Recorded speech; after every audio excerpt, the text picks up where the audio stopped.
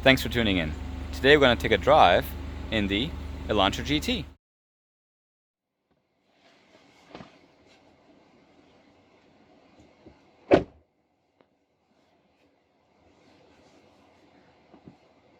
I've owned this Elantra GT now since May, and it nearly has 4,000 miles on the odometer. So, since then, since the first time I drove it, how do I like it? What is it like to drive? Come with me, let's find out.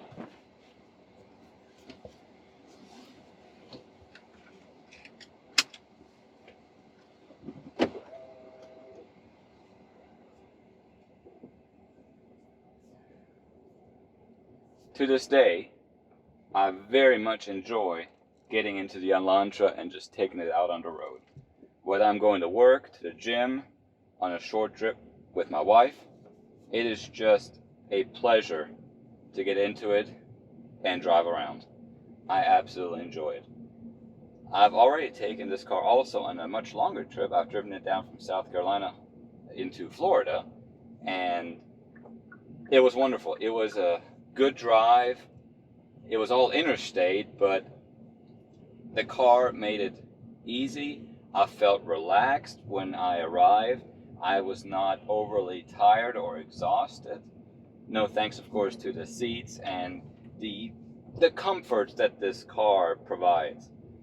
In South Carolina, it is quite hot and humid, and the air conditioner is just blasting cold air, and the particular trim level that I opted for has the cooled seats, which is absolutely amazing to have in such hot weather. Speaking of the HVAC controls, it does have dual climate controls. I have it set at the moment for both sides to Arctic cold, but if I had a passenger, then that person is free, of course, to change the temperature to whatever he or she may like. I don't have a passenger today, except for you guys, but you don't care, so let's just go ahead and synchronize both sides again to ice cold. Now, some of the things I'll be going over today mirrors what I've already mentioned in my initial video, the owner's review of the 2019 Elantra GT N-Line. And one thing that I have noticed is that quite a number of people have added their comments to the video, and I very, very much appreciate that. A lot of people had a lot of insights, provided their own opinions, and some of those things we'll talk about today. One of the things is the infotainment.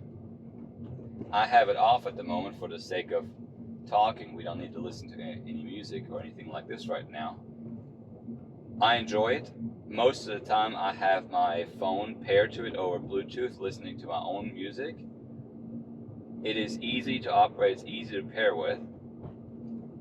All the buttons are nicely laid out for some quick access features, radio, media, or maps. One thing that I particularly enjoy, I don't need the maps or the radio station when I'm driving around. So after I have my phone paired to it and the music is playing from my phone, I simply turn the screen off. And so what I've done is I have assigned this favorites button right here to be the screen on off button.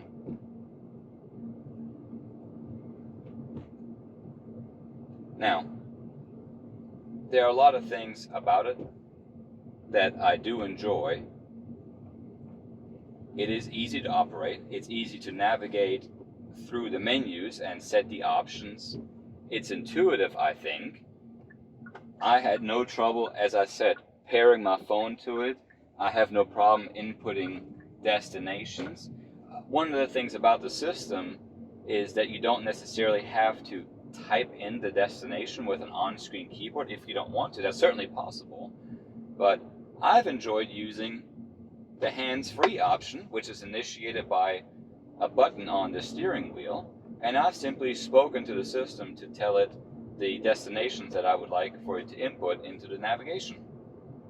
And I find that that method of input in this car works very well. Even with my silly voice and funny accent, the system does understand what I'm saying, and I have no trouble interfacing it with it in this manner.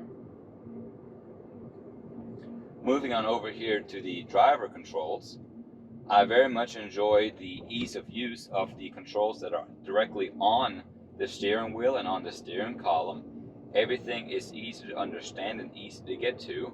All of the buttons here are easily accessible with your thumb. The steering column controls, very intuitive.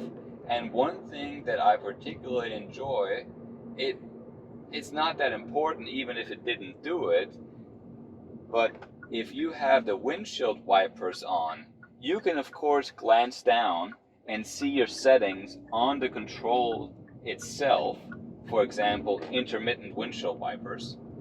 But as you change those things, including the speed of the intermittent windshield wiper, the center display in the cluster will quickly flash over to some settings, like in this case for the windshield wiper control, and it will update as you change those, so you don't necessarily have to look down at the controls right here, which may be obscured depending on how you have the steering wheel positioned. You can look straight ahead into this display and it will mirror that setup. And it's not doing it right now as I'm just testing this because I don't have the windshield wipers on, but it does display in the center display. Moving on, this car has the dual clutch transmission, and with it come paddle shifters right here behind the steering wheel. And one thing that I've noticed is that you do not necessarily have to switch into the manual control on the PRND shifter. You can stay in drive if you want to, and for slowing down or speeding up, you can override the drive controls, as I'm doing right now, and it will accept that input. And if you come to a complete stop, like we are now, it automatically shifts back to drive. Or if you have not changed up or down those gears after some time delay, it will also automatically switch back to drive. If you've, of course, switched over to manual, it will, of course, then stay in the gear that you have selected indefinitely, unless you're slowing down.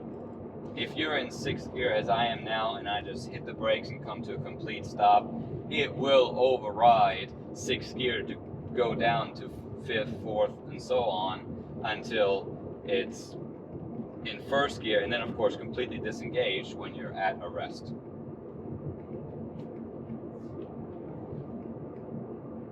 Speaking of the shifting and the driving, this car has 2 driving modes: normal mode, which I am in now, or sport mode.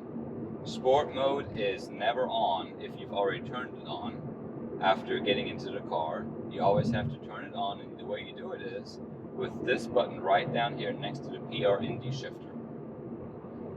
We're about to get onto the interstate, and for the sake of merging into traffic, we're going to go ahead and utilize sport mode. I find myself only using sport mode really just for that, for merging into traffic. I do enjoy the fuel economy just in normal driving mode.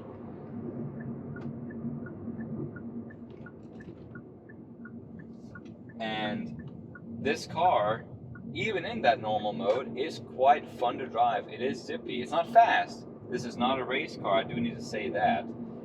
But you definitely can tell a difference from normal into sport mode, and how the shift pattern in the dual clutch transmission changes to hold the gears longer, let the revs climb up before going to the next gear.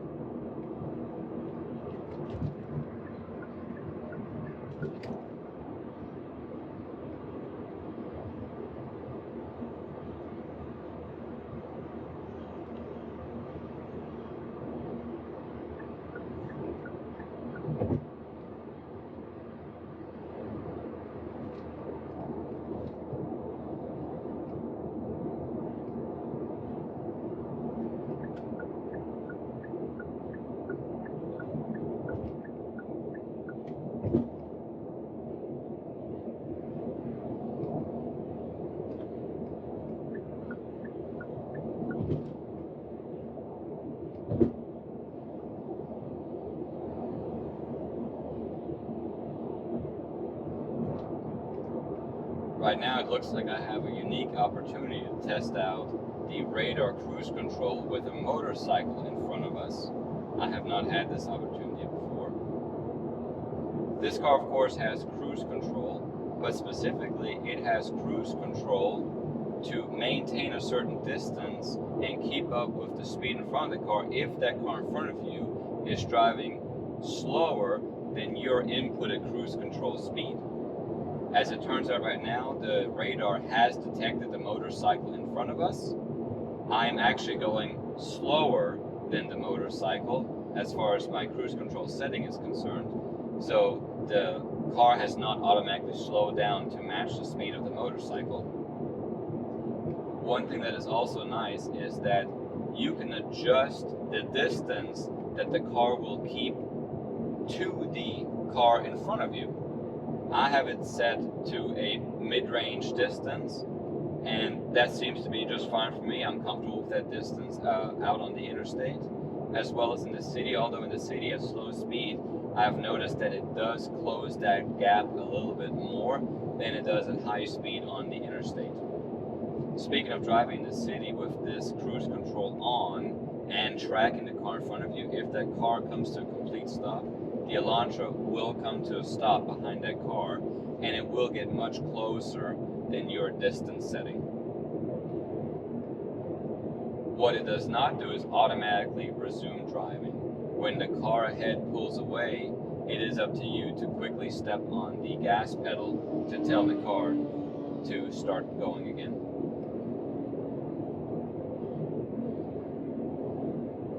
We'll be turning off the interstate here, so I'm going to cancel cruise control.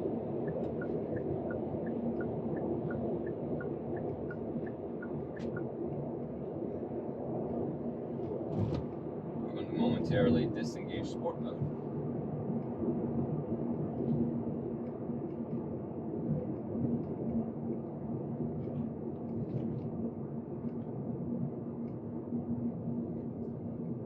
Another thing that this car offers as far as comforts for the city driving is automatic brake hold. You have to engage this every time you climb into the vehicle if you want to use it. So right now it's not on. I press the button down here, and after you've pressed on the brake pedal for a certain distance of travel into it, an indicator will turn on in the main cluster to indicate that the car has the automatic brake engaged. So right now my foot is not on the brake, but the car is holding the brake. And when we want to get going again, I simply need to tap the gas pedal and the car will automatically disengage the brake, and off it goes. Now, I mentioned earlier that this is not a race car. This is not the fastest hatchback out there. As a matter of fact, this being the N-Line, it is not even Hyundai's full N model or part of the N lineup. It simply has the N-Line designation, but it does not have all of the performance components in the vehicle, not even the engine output, to get it quite up to that N level. If you're going to compare this to a Golf, then I would say this car sits somewhere between the Golf and the GTI. And one thing, if you're getting this particular trim level that I have, that you're going to have to sacrifice is manual transmission. This particular one that I've selected, because of the technology package, only comes in automatic. If they had had this vehicle in manual, with this trim level in manual, I would have absolutely purchased the manual. If that is a must for you, including all the niceties that the tech package provides in this car, then you may just want to gloss over this car completely and perhaps investigate one of the competitors like the GTI. I feel like the Golf R is not a direct competitor. That's a whole different car altogether, and I don't think that would be a fair comparison. This car is fantastic to drive in the city. It's fantastic to drive on the interstate. It gets decent mileage. It's comfortable. It has all of the niceties that one may look for in a modern car. Although I do miss one thing. I've never had it before, but it's something that I wish was included in this particular model, and that is blind spot monitoring. This car does carry quite a price tag. Why does it not have blind spot monitoring? There's another trim level that offers it standard, but the moment you get into this trim level, it's taken away. Is that because they're trying to keep the price point down so that people get into this model and into the N-Line series from Hyundai? I'm not sure. I wasn't part of the market study to make that decision or even be privy to how that decision was made.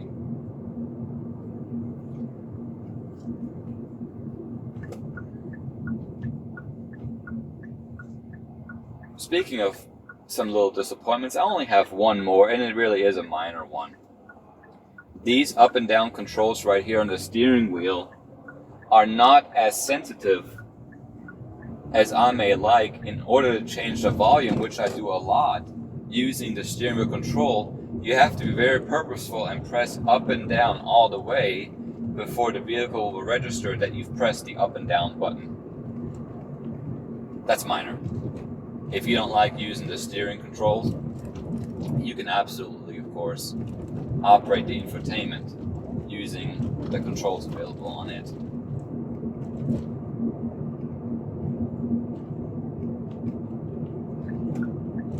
Is this car the perfect hatchback and the one car to beat all hatchback desires in everyone? No, absolutely not. This car is not everybody's answer. This car is not everything for everybody.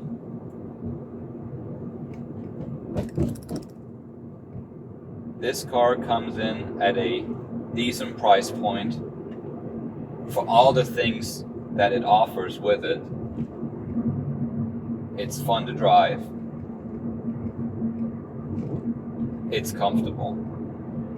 I really can't say that enough. It is comfortable. Subjectively speaking, it is a good looking car. I think the VW GTI has a bit of an edge on it, perhaps, as far as the looks are concerned. And as far as perhaps the interface with the vehicle, I would say the Mazda 3 also has an edge on it, in that in this particular vehicle I do need to reach for the infotainment if I want to operate again through the controls presented up here. On the Mazda 3, you can leave your hand or arm rested on the armrest, and there's a control button right here in the center with which you can input all commands into the infotainment. As a matter of fact, on that particular car, the infotainment is not the touchscreen model. All the inputs must be done with the controller found right here in the center. And that is nice in that you don't have to be distracted as far as looking over, seeing where the on-screen buttons are to input things. Your hand stays right here. You may need to glance over, but that's another thing that the Mazda 3 does well, and that is the location of the infotainment is a little bit further up and maybe a little bit more to the left, in that you don't have to avert your eyes as much from the road in order to glance at the screen. Here I need to do two things. Number one, I need to look at it, see what the screen looks like, and then understand that this is where my finger needs to go to in order to interact with those on-screen elements. In the Mazda 3, you don't need that. Now for your quick access, these buttons are fantastic. Around the outside right here, they are so easy to reach and utilize the system. It's fantastic. Maps, radio, it's perfect. Turning the screen off, as I've said with the favorites button right here. It's easy to do. Press the button. Done. It's great. I selected this car because of all the features that it offers and the price point that it was offered in to me. And it's a little bit different. It's similar to the VW GTI. Lots of people have the VW GTI. This one is just something else, something a little bit different that is not seen on the road a lot. And I really appreciated that.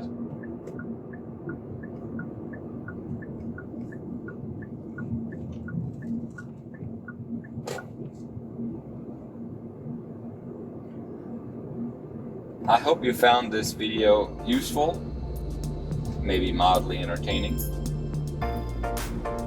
I welcome all comments. I read all of the comments posted underneath the video, and I do try to respond to all of them.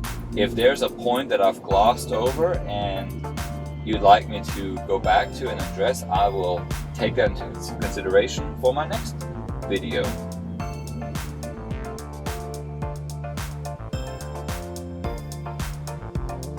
Until next time.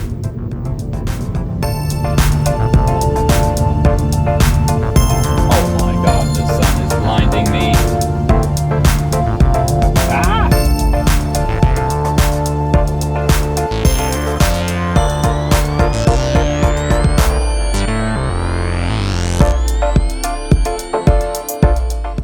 Ah! Squirrel!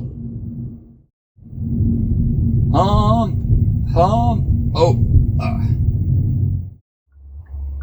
You know what I just thought about? The angle at which the camera is recording right now might actually have my head in the frame, and I do apologize about that. There's a nice bald head right here, and I don't think that makes for very good on-camera footage. I don't think I can edit that out easily. Civic SI.